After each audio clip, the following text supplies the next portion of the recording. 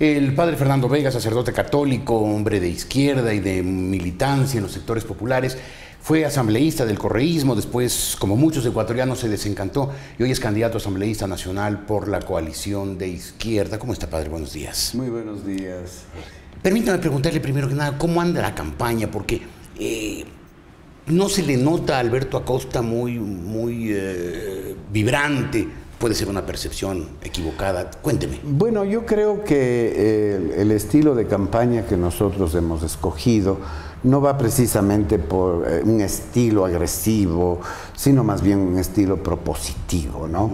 Creo que de lo que se trata es de convencer a la ciudadanía, primero, de que los males a los que se aboca el Ecuador con el correísmo no son cosa de poca monta, están en juego realmente, o si vamos hacia una especie de monarquía absoluta o si vamos hacia una república democrática. Creo que ese no es un tema fácil tampoco de dialogar con la gente, porque la gente está muy pendiente de las realizaciones, de las buenas carreteras, pero aquí lo que se debate es una gran decisión política de hacia dónde va el Ecuador. ¿Y usted teme que el Ecuador va hacia una monarquía absoluta? Va hacia un estilo de monarquía absoluta, porque si el presidente logra una reelección con una asamblea mayoritaria, bueno, pues entonces se logra consumar, yo diría, el único poder del Estado a costa de los demás poderes del Estado, ¿no? Claro.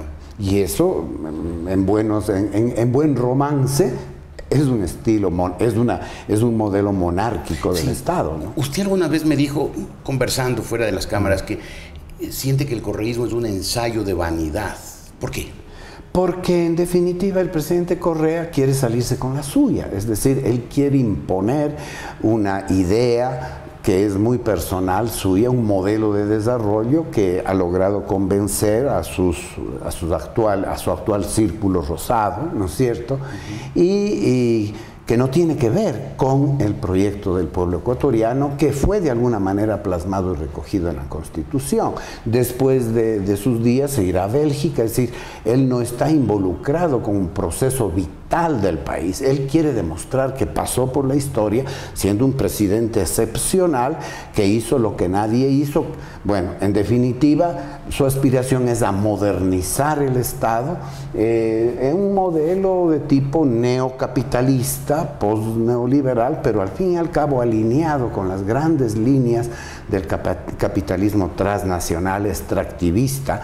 Es decir, lo único que le falta para consolidar la presencia de todos los grandes capitales transnacionales es el tema de los transgénicos, en fin, o sea, me parece que ese es si le quiere mostrar que él ha sido capaz de hacer pasar al Ecuador desde la no república a la república moderna, ¿no?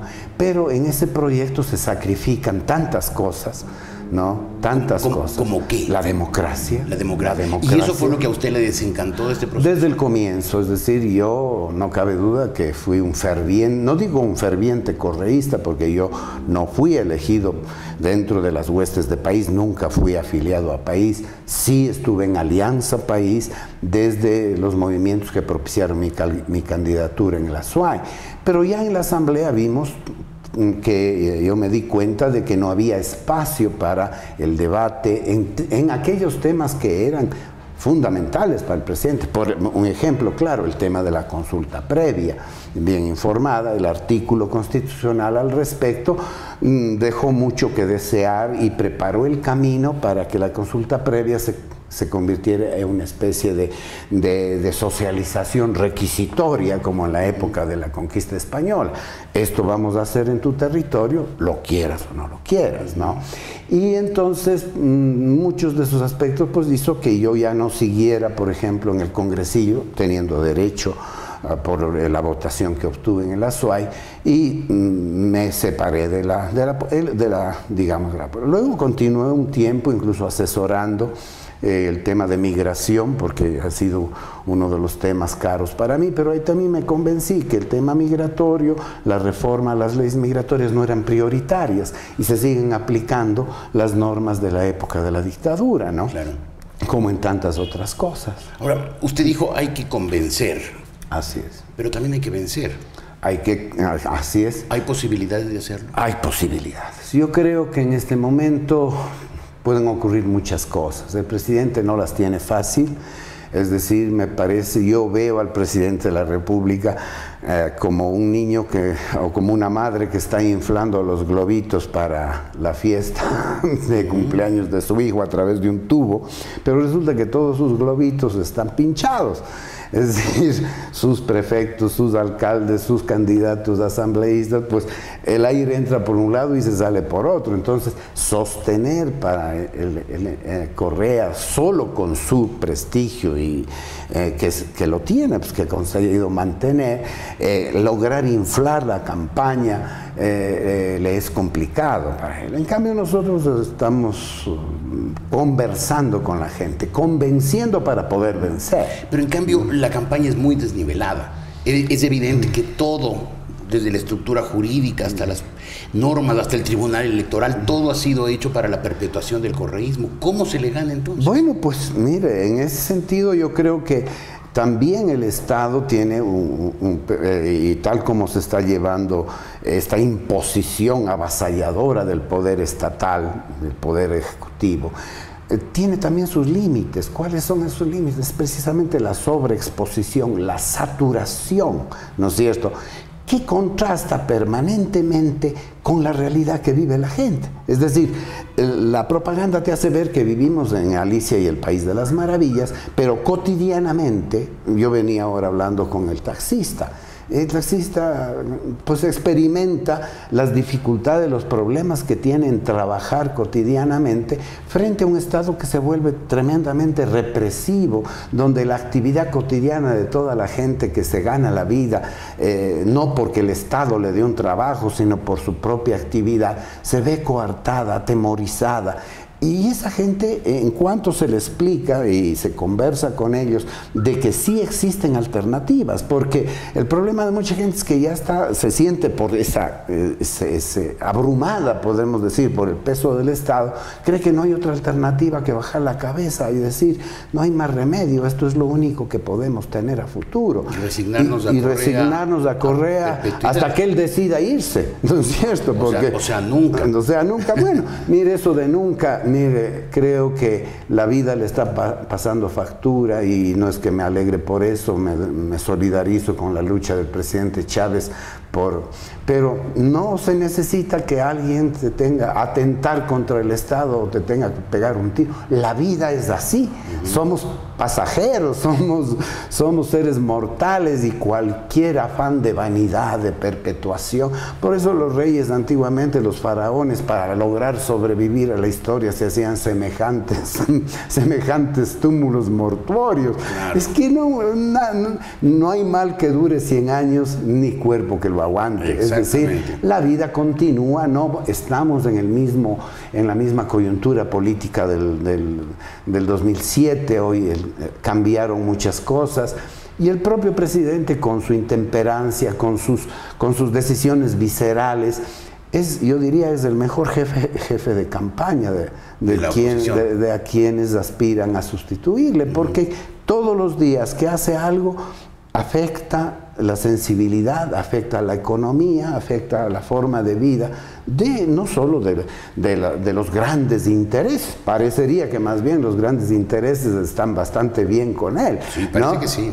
En cambio, sí afecta la forma de vida de las personas, porque primero se inventa un proyecto que tiene aparentemente, por decir algo, yo estoy de acuerdo con que se protejan los fondos marinos del abuso de la pesca de arrastre, por ejemplo, ¿no? Pero de pronto suprimir la pesca de arrastre y no tener una alternativa clara, seria, para esa gente. Ustedes, los candidatos de la izquierda, han tomado la bandera de los derechos humanos y concretamente del tema de los 10 del Uluncoto. Sé que usted está cerca de esa gente que sufre. ¿Cómo va eso? Bueno, yo creo que eso, por ejemplo, es una metida de pata del Estado, un abuso de poder del Estado, un temor excesivo.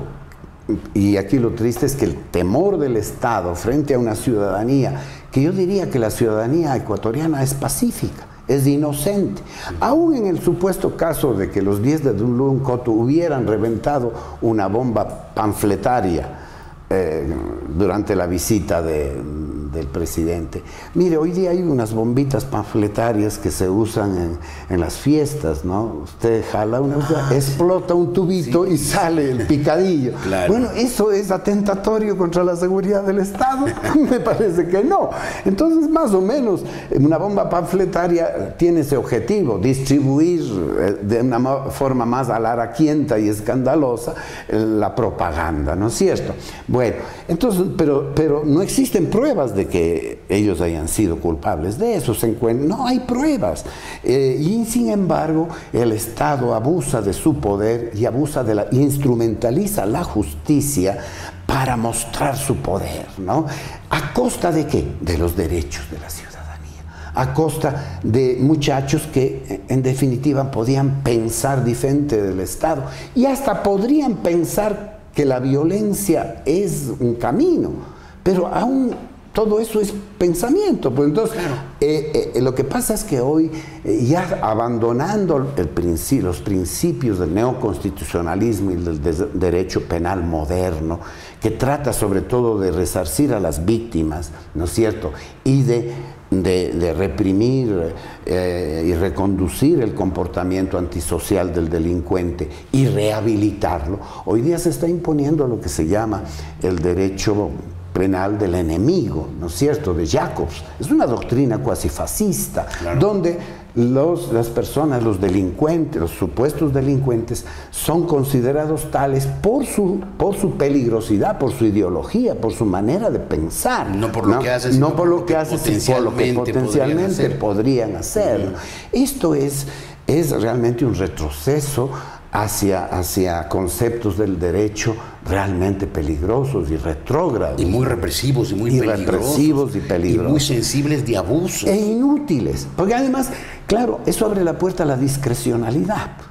Ese es el problema. Yo fui presidente de la Mesa de Justicia y uno de los pilares de la Constitución que defendimos y consagramos, porque incluso dentro de la etapa constitucional había gente que sí quería meterle mano a la justicia.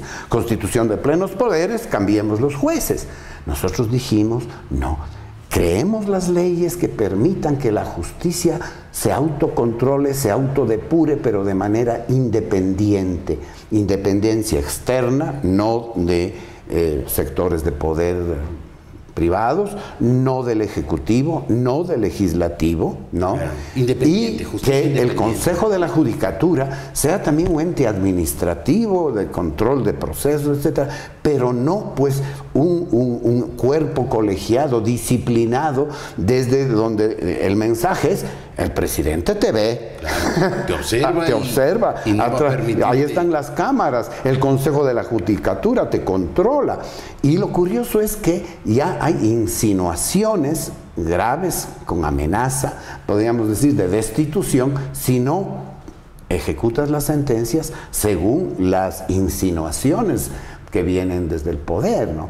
Y lo triste es que, a diferencia de Félix Cordero, que tenía la mano metida en la Corte de Justicia, sí, y en uno de sus tribunales, hoy día todo ciudadano de corazones verdes y alma y manos limpias y mente lúcidas cree tener derecho a influir en la justicia, hasta en los tribunales pequeños, en las comisarías, ¿no? Padre Vega, yo digo que entre los muchísimos males que para el país, para su estructura, para su convivencia está causando el correísmo, hay un bien evidente, que es que la izquierda, y lo incluyo por supuesto, se ha democratizado. Mire, esa es una de las cosas que yo creo que... Yo recuerdo reuniones con los compañeros de las izquierdas en las épocas en que yo vivía aquí en Quito, cuando asesoraba la CENAMI, y yo les decía: compañeros, si la izquierda no se desdogmatiza, no revisa sus metodologías, etcétera, el mundo cambió, no podemos seguir, tenemos que crear una nueva izquierda. Y, a ver, dejémonos de vainas, la izquierda tiene 3 pilares. En este momento yo considero que alguien es de izquierda cuando, primero, le apuesta a una democracia radical. Es decir, todo proceso de transformación tiene que incluir a los destinatarios de esa transformación, que es la ciudadanía. O sea, así como hay cancha inclinada en este momento en el Consejo Electoral para que ganen unos y pierdan otros, sí el Estado debe inclinar levemente la cancha en favor de los menos favorecidos, ¿no es cierto? Para que puedan ir creciendo y acompañando el proceso de desarrollo social se nivele. Y el tercero es el tema del modelo de desarrollo, el papel que juega la naturaleza, los ecosistemas en el tema. Y ese es un tema ya de debate mundial y de opción a nivel mundial. O le apostamos a una civilización capitalista extractivista que está en crisis y está en los límites ya de sus posibilidades, porque todo el mundo acepta que el cambio climático, que el peso, la huella ecológica que la humanidad está dejando en este momento en el planeta, pone en riesgo a la propia humanidad, ¿no? Y eso no es una cuestión de ecologistas infantiles, es una cuestión evidente. Los científicos del mundo, salvo los políticos interesados en seguir extrayendo y extrayendo hasta que la vaca se muera, pues dicen que son cuestiones infantilistas, ¿no? Entonces yo creo que ahí es el gran reto de la izquierda, con toda la ciudadanía, con todas las mejores hombres y mujeres.